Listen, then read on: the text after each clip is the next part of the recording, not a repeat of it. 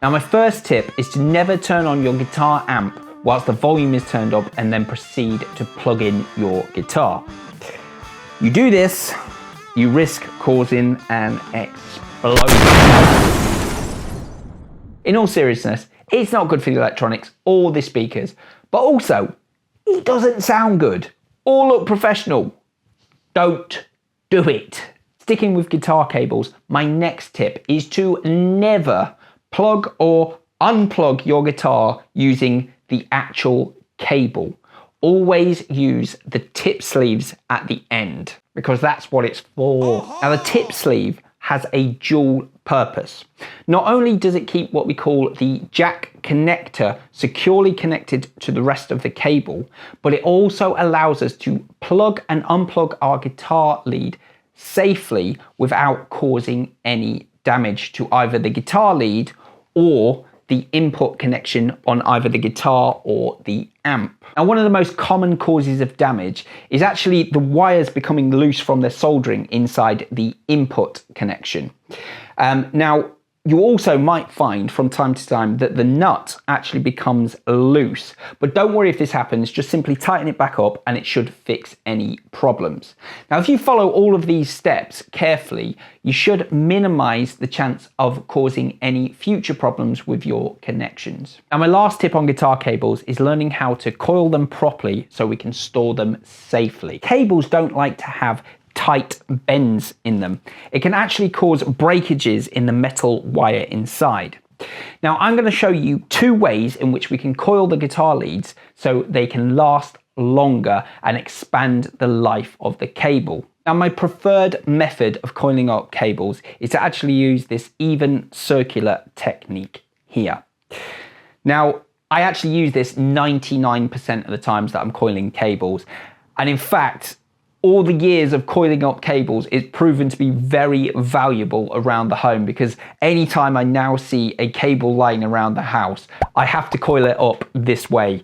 And actually it's really good to get into the habit of that because it's extended the life of many electronic products. Now, what I'm going to do is I'm just going to undo my cable here as we expect to find it after we've used it on the floor. So we've got real spaghetti junction. Okay, now the first thing what we have to do is we take one of the ends of the cable in one hand, and then what I'm going to do with the other hand is just slide it around all the way down here. And the aim here is just try and get all these knots and ties out, so we're getting the cable as straight as possible. Now this may take a few attempts, especially if it's a new cable. You have to almost kind of train it, but stick with it and the cable will eventually fall into line with the shape that you're trying to manipulate it in, these circles. Now, we're going to grab the end again, and we're basically going to repeat that process, but this time we're going to create a loop each time. So I'll take I've got one end here, I take the other hand and I slide it down, and then what I'm going to do is I'm going to create a loop here. So I'm bringing my right hand to the left, but at the same time I'm twisting and turn to create a loop. Now I repeat that process again with the second loop, and you'll see here I've got a little bit of a twist, so I'm taking that out, start it again, twist, and then bring this loop up to the first loop, and then making sure we've got a nice even loop. And then we just keep repeating that process, bring it up, twist, up, around and twist until we're left with a bit of excess. Now with that excess, what I'm going to do is I'm going to twist it round the cable, in through the loop, and repeat that again.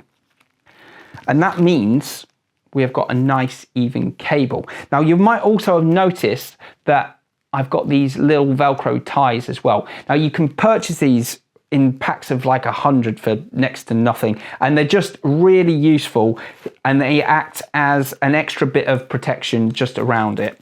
And it does mean that even if you throw the cable around, it basically maintains its structural integrity, which is great. And this means you can now hang this on a hook somewhere or pop it in a drawer and store it safely. Now the second method that I use, I only actually tend to use on really long leads when I'm in more of a rush. I don't recommend it over the first way, but providing you do this carefully and correctly, you can still achieve really good results and prolong the life of your lead. So I'm actually using an XLR mic lead here. One good thing, if you did use the coiling method with this, actually, these connections actually connect together. So when you twist it round, you don't actually need the Velcro of these, because you can kind of keep them connected as well, which is a nice little tip there. So what we're going to do this way is the same thing again, where we are just trying to get rid of all of the twists and turns into the cable, quite a lot in this one. Now, once we've found the other end, what we can do here is bring them two together, and we're going to do the same thing again, this time with both sides of the leads. And you see we've got real spaghetti junction going on here, and you're just trying to get rid of all those loose knots, and the ends, this is where they always twist up, and the whole point is to get rid of those knots. Okay, now we're going to bring this end and this end together so they're nice and even, and again do the same thing. Try and get rid of all the twists and turns until we get the other end. And again, bring both ends together, another fold in half. So we've got our ends here. Now, when we've got to this point, and I wouldn't recommend sort of going in half again, you want quite a lot of length left. I'd say sort of this kind of arm's length, almost like you're doing a push-up, except I'm not. So now when we're here, this is the point where we can twist it, and we're going to form a very loose, not tight knot. Just a simple knot, just like that. Now, it's important that we don't pull this really tight, because that's where the damage inside can come from. But providing we keep it loose, we can keep these wrapped up like that and then store these on a hook or in a drawer. And you can actually, again, just pop a bit of Velcro around them just to keep them in place. Now, whichever method you choose to use, as long as you follow the instructions to my previous tips carefully, that should ensure that your guitar cables last a long time and your connections on your guitar and amp stay secure for longer. Now, my next tip is to never ever leave your guitar resting against or near a radiator. The temperature change can cause your guitar to go severely out of tune, but even more importantly than that, the heat can cause the wooden neck to warp and cause severe permanent damage to your guitar. Don't do it. Now, whilst I don't ever recommend you lean your guitar against a chair or a table, there are of course those moments where you need to pop it down for a second. If that's the case, always lean your guitar strings side down, because it has more friction to stay in place rather than the slippery surface of the back side of the guitar neck. I always say though, if there's nothing stopping the guitar from falling directly to the ground, it's not a good idea to lean it against that surface, because if the guitar falls to the ground, it can cause the guitar neck to snap, causing irreparable damage. Don't do it. My next tip is to always wipe down the strings after every use with a microfiber cloth. Now, you also want to apply either some lemon oil or, as I have here, some almond oil every so often. Just apply a small amount and then wipe each string with a microfiber cloth, and this will ensure that your strings stay fresher for longer. Sticking on the topic of strings, I wanted to give you a quick tip on when to change your guitar strings. Now, strings can lose their brightness, their tonal quality, and even their tuning capability quite quickly, especially if you use your guitar a lot. Now, I actually used to change my strings every 2 to 3 gigs, which when I was touring was actually every 3 to 4 days, which I know was a lot, but it's very different for someone that's, say, a beginner or someone playing at home for fun versus someone like myself that is regularly gigging and wants to achieve a consistent tone each night. Now, it's really important that you understand your situation for your needs.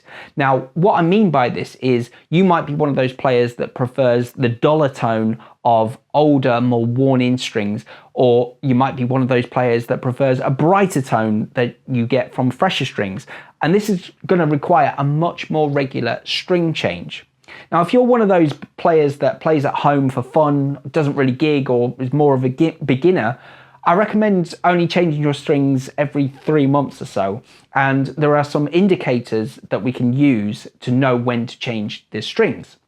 So for example, you might have intonation issues. So this is where you've got your guitar in tune and then you go to play a chord, for example, and it sounds out of tune. Or you might be finding that your guitar is going out of tune more regularly, or even that your tone on your strings is getting a lot duller.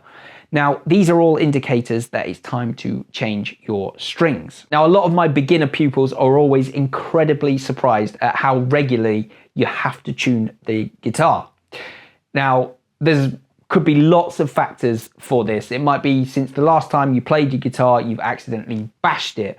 It might be temperature changes. It might be the strings getting old. It might be that you've got a cheaper quality guitar, so it doesn't actually hold its tuning as well. There's loads of different factors as to why we need to regularly tune our guitars.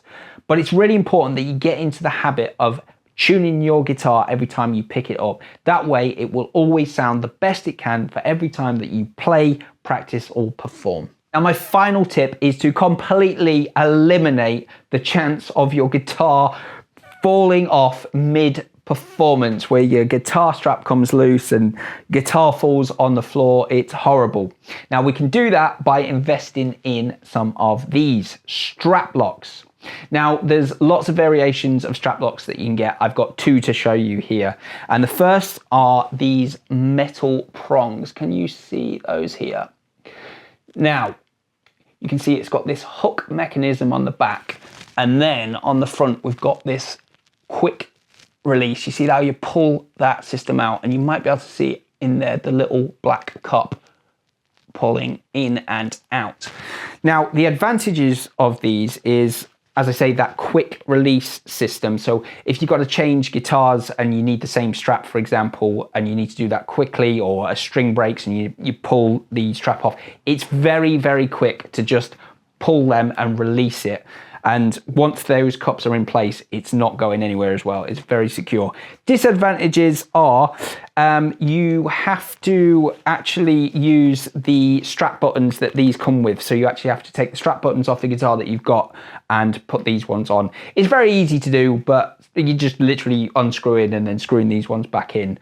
But it's just something to know. And they are quite pricey. They are, I believe, between 20 and 30 pounds, I think. I haven't bought them for a while, so I have to double check that. But yeah, they're quite pricey anyway. But I have a cheap alternative that works just as well. And they are these rubber rings. Now these, in comparison, are pennies. And you can actually buy a pack of, I don't know, 10 or 20 for a few pounds. And they're very easy to use.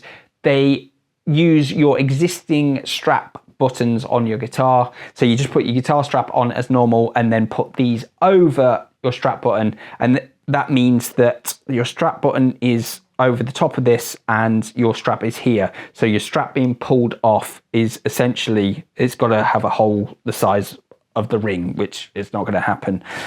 Disadvantage of that is if you do need to change your strap, they can be quite tricky to get on because it's hard rubber, but the advantage is they are very cheap and very secure.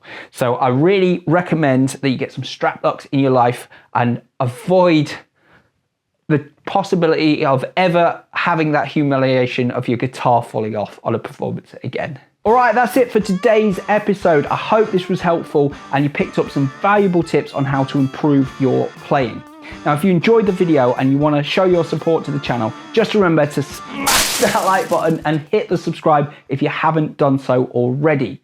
I've got plenty more covers, tips, tricks, and tutorials that I definitely recommend you go and check out. You can do so by heading on over to my channel. Just simply click on the links available in the description below, or you can simply wait for the next video suggestion to appear just up here. Thanks for tuning in. As ever, you've been watching The Music Halls. I'm KH. Until next time, keep on rocking.